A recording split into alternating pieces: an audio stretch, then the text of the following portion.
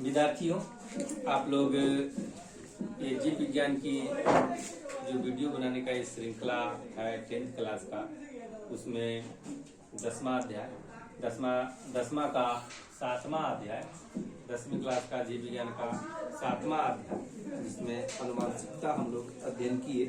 क्या किए? अनुवांशिकता, जेनेटिक्स का अध्ययन किए। उसमें है ना मेंडल का अध्ययन किए, डोमिनेंट का है ना प्रभावी गुण 3:1 है ना, उसका मोनोहाइब्रिड, डाइहाइब्रिड, पृथक्करण सबका अध्ययन किए।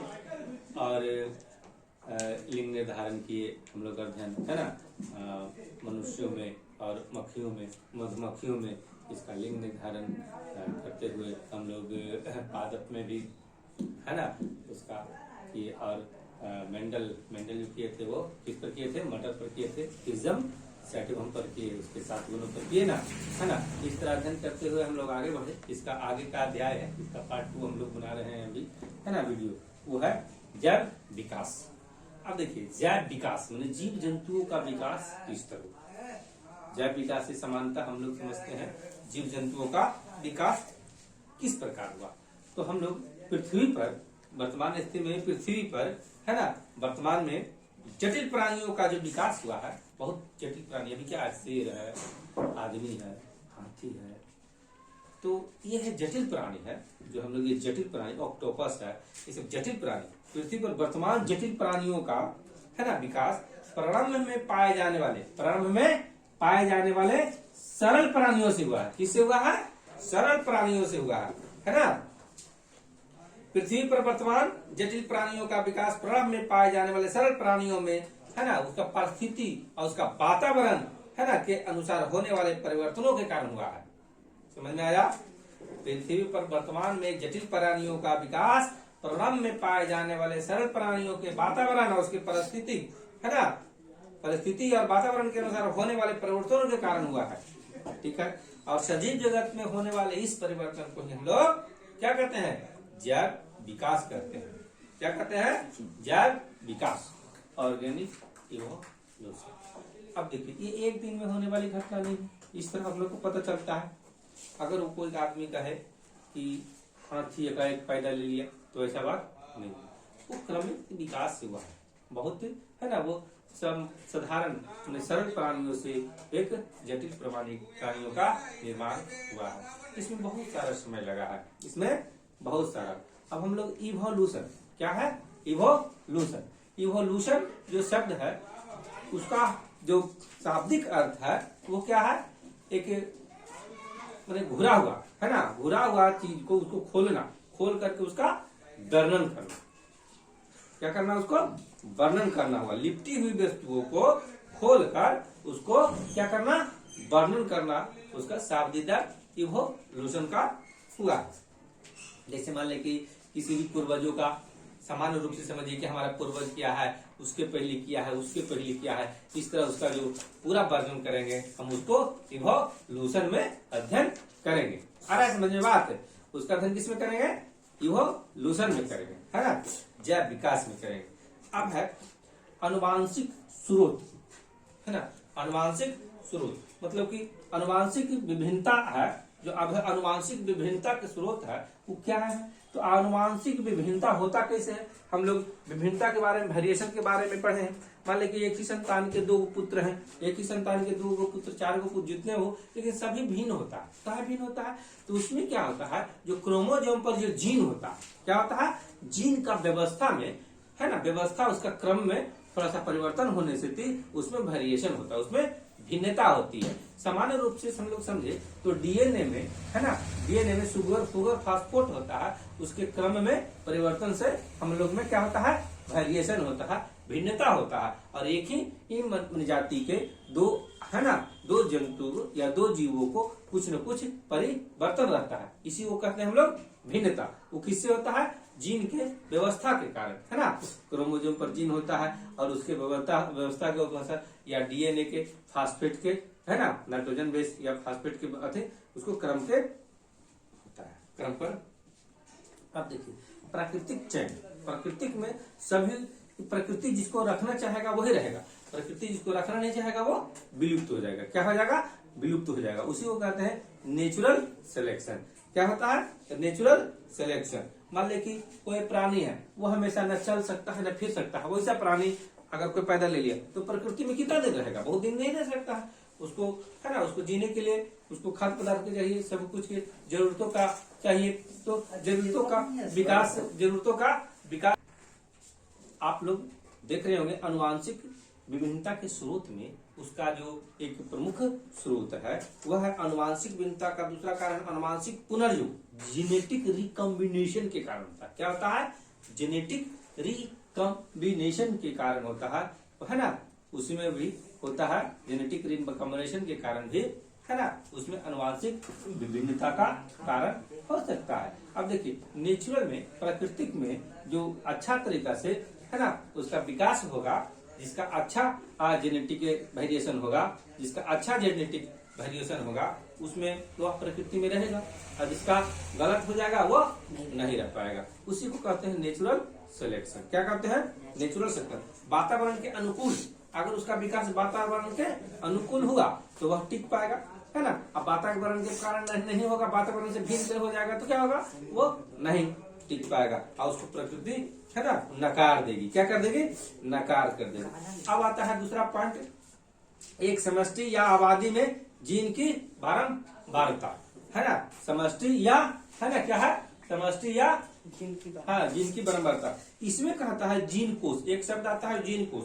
तो कहता है किसी भी प्रजाति विशेष का, कोई प्रजाति विशेष का, है ना, माने आबादी में, एक विशिष्ट आबादी में, है ना, समष्टि आबादी में स्थित समस्त जीन, जितना भी जीन होगा उस आबादी का जीन कोष करते हैं। उसका आबादी का क्या कहते हैं? जीन कोष करते हैं। इसको एकदम ध्यान में रखना है। किसी प्रजाति विशेष के एक समष्टि या आबादी में स्थित समस्त जीन या उस आबादी का जीन कोष कहलाता है। अब देखिए जीन कोष के कुछ जीन में वातावरण के कारण बदलाव आता है। क्या कहता है? वातावरण के कारण बदलाव आता है। मान ले कि कोई टापू है, समुद्र में कोई टापू है, उस पर कोई कीट है ना, तो कीट है, तो उस क्षेत्र में जितना भी कीट है ना, समस्त आबादी का जो जीन होगा उसको कहेंगे जीन कोष कहेंगे।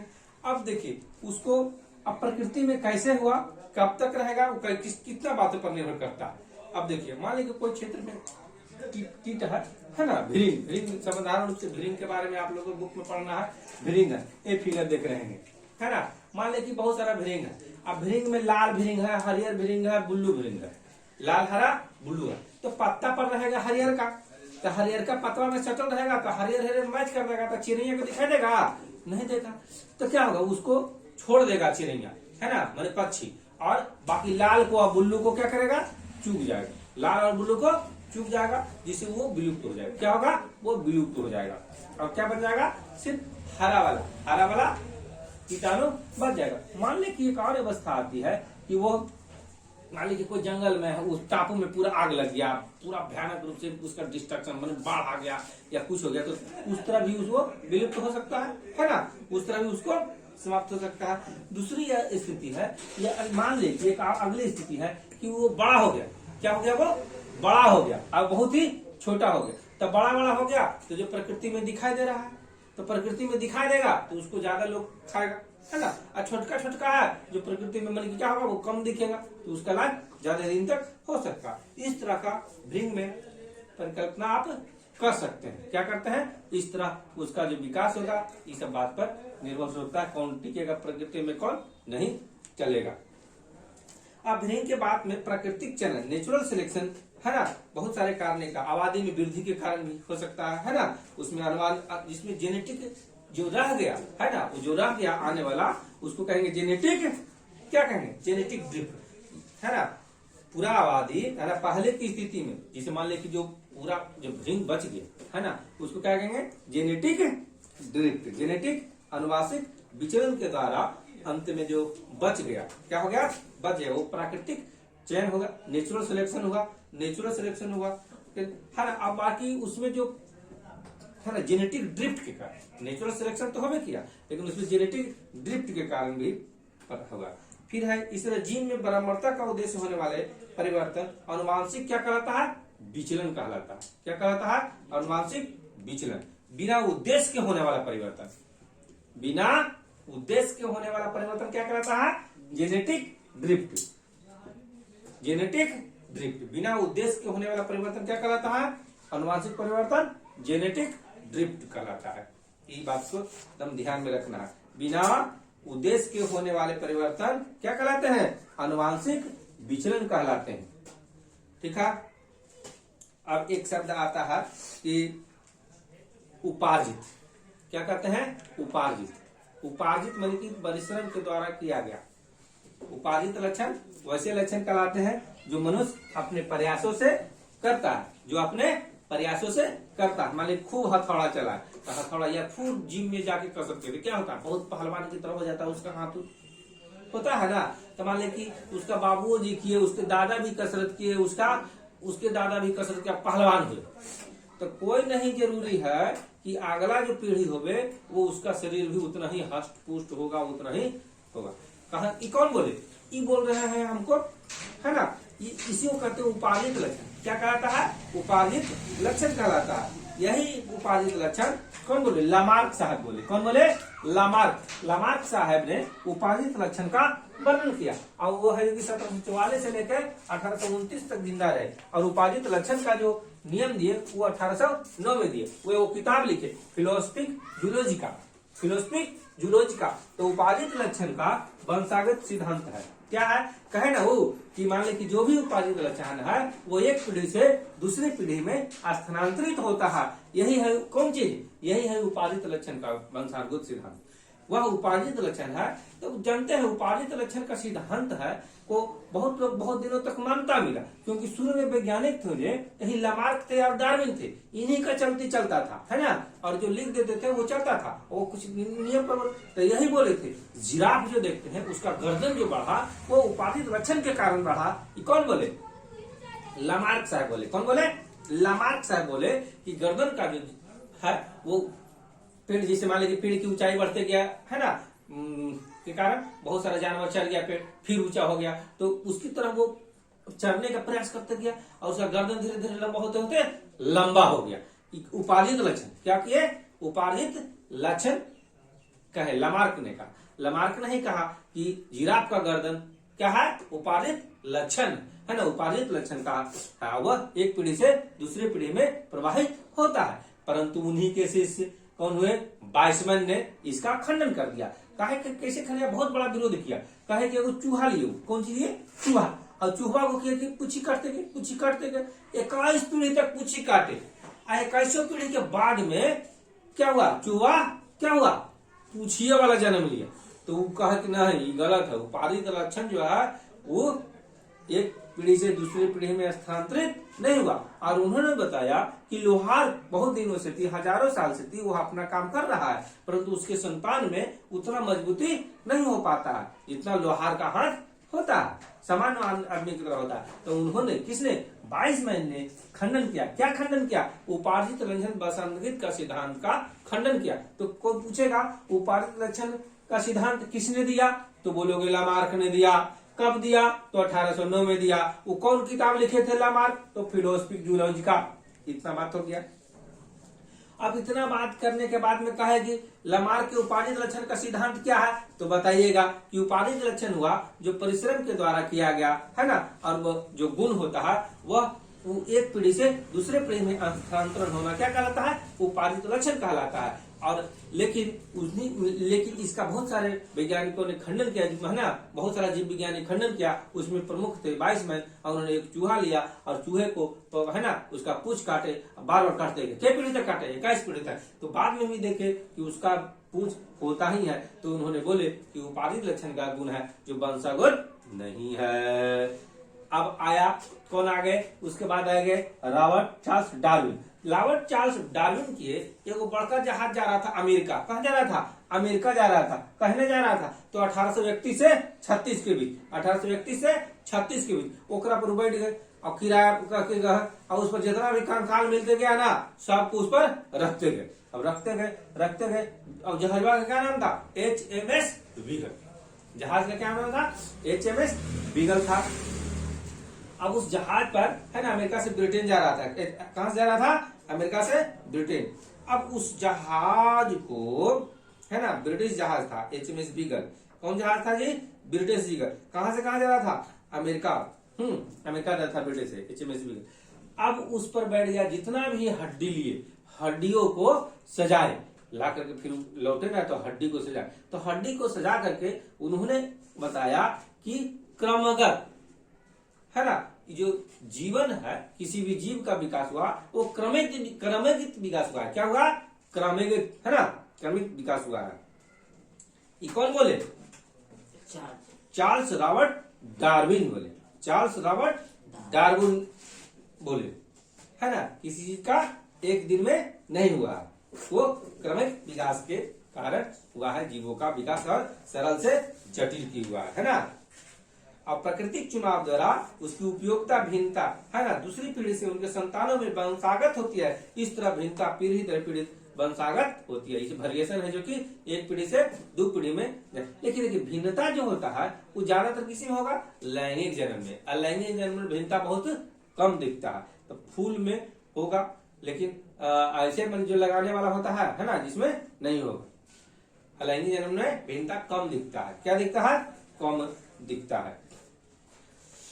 अब देखिए इतना करने के बाद में, है ना, आप लोग क्या क्या पर ध्यान दिए? आप ध्यान दिए जैव विकास किसको कहते हैं, फिर ध्यान दिए आनुवांशिक भिन्नता क्या होता है, जीन कोष क्या होता है, फिर दिए भ्रिंग वाला एग्जाम्पल दिए, भ्रिंग में जो परिवर्तन हुआ है ना, कौन नेचुरल सिलेक्शन करेगा, है ना। और जो नेचुरल सिलेक्शन हुआ, लेकिन क्या हुआ? नेचुरल द्वारा जो अपने अनुवांशिक द्वारा विकास हुआ, है ना, बिना मतलब के, उसी को कहते हैं विचलन। क्या होता है? अनुवांशिक विचलन, और जेनेटिक ड्रिफ्ट बोलते हैं। फिर उपार्जित लक्षण हुआ, लमार्क दिया था, फिर लमार्क बाद उसी को जो लमार्क दिए उसको कहते हैं लमार्क बाद। फिर डार्विन दिए, है, डार्विन बाद कहलाता है। क्या कहलाता है?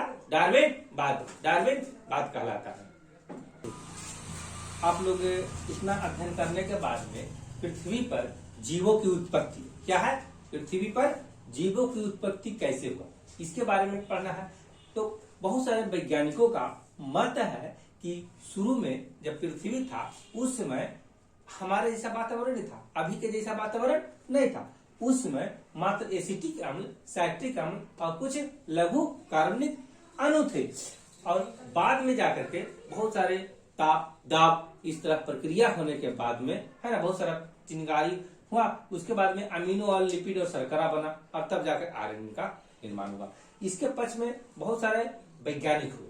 कौन कौन वैज्ञानिक हैं? ओपरेन हुए, है ना, हेल्डेन हुए, स्टेनले मिलर और हेलाल्ड यूरे। ये सब वैज्ञानिक, सिडने फॉक्स, है ना, इस सब का मत है। ये सब वैज्ञानिक जो आप देखे, ओपरेन, है ना, ओपरेन हुए 1924 में, हेल्डेन हुए 1928 में, स्टेनले मिलर, हेराल्ड यूरे हुए 1853 में, सिडने फॉक्स 1858 में। इन लोग का मत था कि पृथ्वी पर जीवों की उत्पत्ति 3.5 अरब वर्ष पहले हुआ। कितना वर्ष पहले? 3.5 अरब पहले। और उस समय बोले कि हमारे पृथ्वी पर ऑक्सीजन शुरू में नहीं था। क्या था? ऑक्सीजन शुरू में नहीं था। उसके प्रयोग के आधार पर उन्होंने बताया शुरू में मीथेन था और अमोनिया जैसे तत्व थे, लेकिन बाद में बना NO2 और CO2, है ना। बाद में ऑक्सीकरण बना, और बाद में जाके ऑक्सीकरण। अभी का जो हमारा पृथ्वी है वो भी ऑक्सीकारक है। कोई भी चीज ऑक्साइड हो जाता है, कोई भी चीज रखी है और क्या हो गया? ऑक्साइड हो जाता है धीरे धीरे। अब इसी को मिलर और यूरो, कौन हुए? मिलर और यूरो ने अपने प्रयोग में दिखाया। क्या दिखाया? अपने प्रयोग में दिखाया। उन्होंने एक चैम्बर बनाया, और एक चैम्बर बनाया, उसमें अमोनिया डाल दिए, मीथेन डाल दिए, पानी डाल दिया और H2 डाल दिया, ठीक है, जलवाष्प डाल करके उसको एक पैक कर दिया, और उसमें हाई वोल्टेज करंट दिया। तो उसमें जो चिंगारी उत्पन्न हुआ, तो चिंगारी उत्पन्न होते रहे, बहुत देर तक देते रहे। तो बाद में देखा कि उसमें एक तत्व का बना जो अमीनो अम्ल जैसा पदार्थ है। किसके जैसा है? अमीनो अम्ल के जैसा पदार्थ है। फिर बाद में एगो प्रयोग किए, क्या किए कि उसमें ऑक्सीजन डाल दिए। शुरू में ऑक्सीजन नहीं डाले थे, बाद में ऑक्सीजन डाल दिए, और जो तत्व था उस सामान्य किए, हाई वोल्टेज उतना ही रखे, परंतु देखे कि वो हरा तत्व, अमीनो अम्ल वाला तत्व का निर्माण नहीं हुआ। इस तरह उन्होंने प्रमाणित किया कि शुरू में जो पृथ्वी है वो कैसा है? आपको चाहे किया रिड्यूसिंग था। कैसा था? रिड्यूसिंग था। अब बाद में जाकर के अभी का मौसम कैसा है? ऑक्सीकारक है ना। तो पृथ्वी की उत्पत्ति कब हुआ? 3.5 अरब वर्ष पहले इसमें पृथ्वी की उत्पत्ति को समझने के लिए कौन कौन से वैज्ञानिक हुए? ऑपरेन हुए, हैलैंड हुए, ऑस्ट्रेलिया मिलर हुए, हेराल्ड यूरे हुए, है ना, सिडने फॉक्स हुए, ये सब वैज्ञानिक थे। शुरू में पृथ्वी पर जीवों की उत्पत्ति के समय में एसिटिक अम्ल, साइट्रिक अम्ल, लघु कार्बनिक पदार्थ थे, है ना, हमारे जैसे अभी जो लंबे बड़े बड़े मोलकुल्स है वो सब नहीं थे। इस तरह मिलर और यूरो ने अपने प्रयोग के आधार पर प्रूव किया कि जो हमारा पृथ्वी था, जो शुरू में अपचायक था, रिड्यूसिंग था, क्या था?